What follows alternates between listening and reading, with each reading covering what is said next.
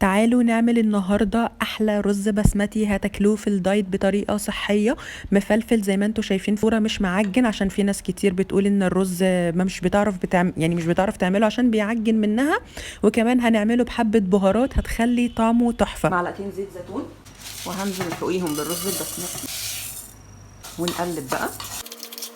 وعلى الرز هنزل بمعلقتين بهارات رز هتلاقوها عند العطار، بتدي للرز ريحة وطعم تحفة. ومعلقتين كاري ونقلب. يلا ننزل بالمية ونسمع أحلى تش. هنزود مية اللي هي تغطي الرز وتكون أعلى من الرز بحوالي من نص عقلة لعقلة إلا ربع بالظبط، ونوطي عليه النار جدا، نحطه على عين هادية ونفضل متابعينه عشان ما يتحرقش. وبعد حوالي من 10 ل 15 دقيقة كان الرز استوى. بصوا مفلفل ازاي، طعمه حلو قوي.